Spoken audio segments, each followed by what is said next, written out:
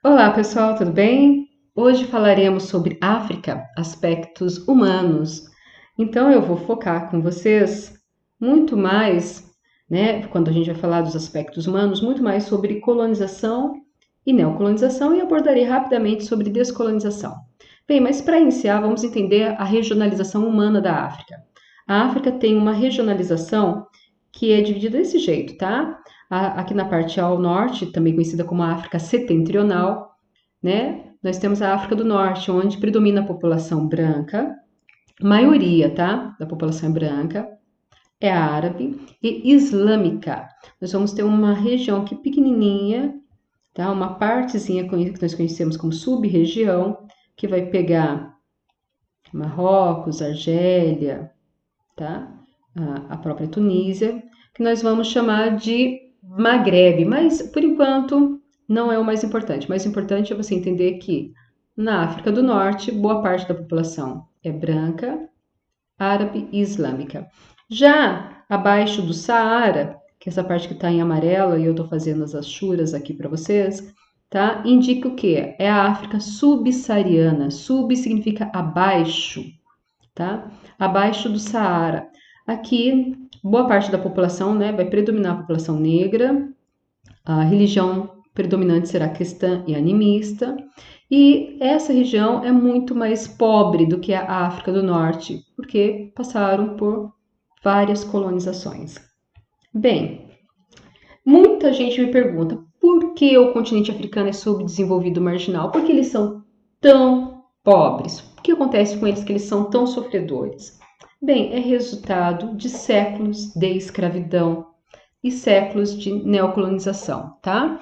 Colonização terminou a fase da colonização, que vai de 1650 a 1850, começa logo em seguida a neocolonização, que se estende até a Segunda Guerra Mundial, tá?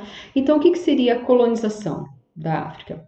A colonização da África, pessoal, colonização é o período em que os países ibéricos, ou seja, a Espanha e principalmente Portugal, foram colonizando, depois a Inglaterra também, né? Foram colonizando pelo litoral, montando feitorias, né? Eram áreas, fazendas ou até mesmo vilas de captura de mão de obra escrava e colocava nos navios negreiros e mandava para suas colônias para trabalhar como escravos nas lavouras de cana e posteriormente na lavoura de café, também na extração de minérios, enfim.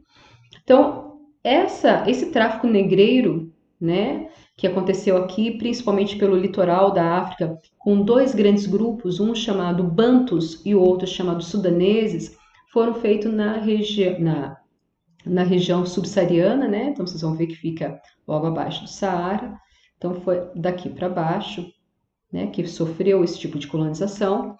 E, infelizmente, esse tráfico negreiro durou durante 200 anos, e aí teve muita perda cultural, sabe? Eu sempre gosto de colocar em provas, eu vejo muitas provas, o Enem durante um bom tempo também, valorizou falando a perda cultural que a África teve.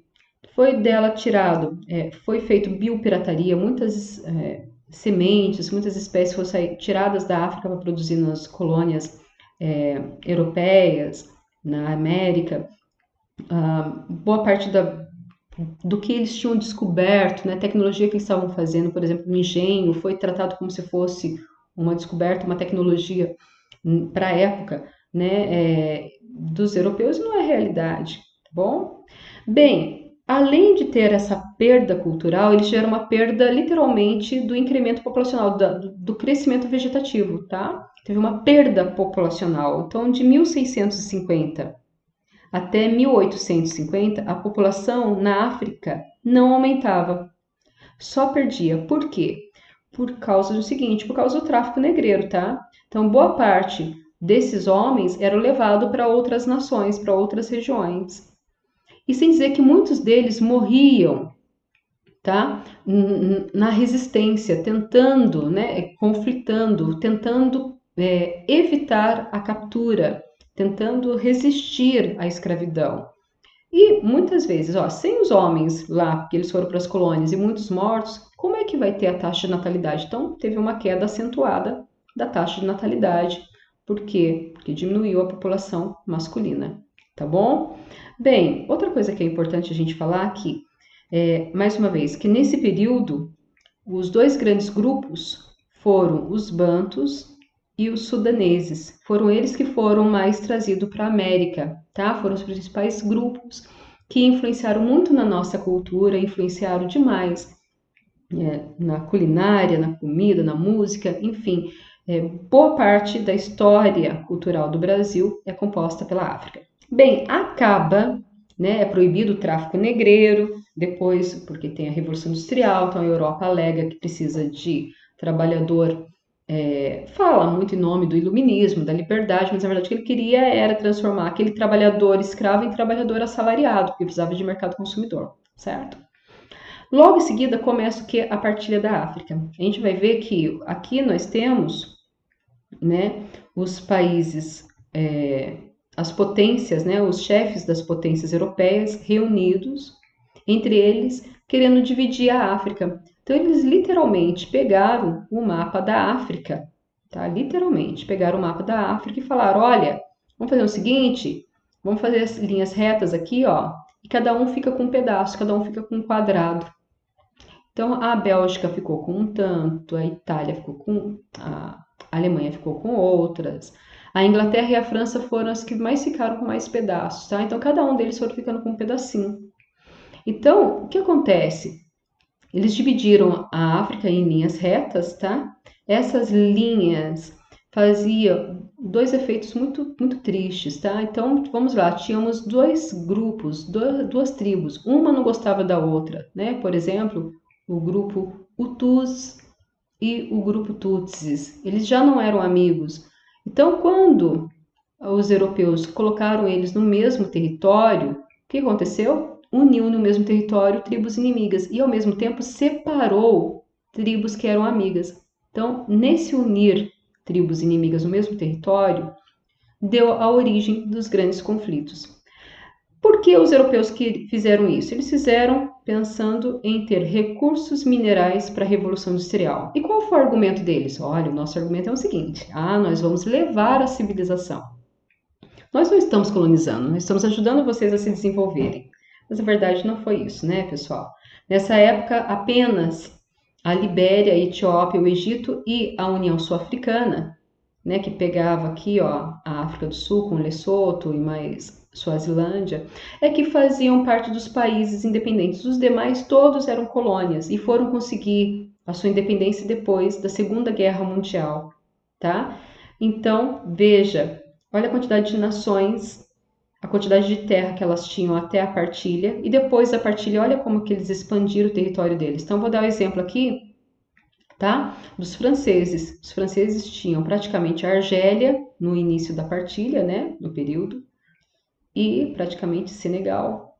Olha a quantidade de lugares que a França depois foi ficar. Olha só, tudo que está em amarelo é da França. Amarelo bem forte aqui, ó, amarelo ouro. Olha como ela expandiu o território dela, não é? Olha os ingleses, os britânicos, tinham praticamente um pouquinho aqui no Golfo da Guiné, né? Guiné, e no extremo sul da África, né? Onde nós chamamos hoje de África do Sul. Olha a quantidade de terras que eles se expandiram. Os britânicos estão no amarelo mais claro um pouco, tá? Então a França ficou com tudo isso para ela, né? E os britânicos ficou com tudo isso. Olha, elas foram que ficaram com mais território, tá? Os portugueses não aumentaram tanto. Enfim, essas nações, como eu comentei com vocês, viveram com muito conflito. Aqui esse mapa mostra a quantidade de etnias que tinham. Então, quando fizeram as linhas retas, colocaram dentro do mesmo espaço tribos que se odiavam, tá? Não se davam bem. No processo de descolonização, não foi nada pacífico. Durante o processo de descolonização, essas tribos ficavam brigando entre elas quem é que ia mandar no país, tá?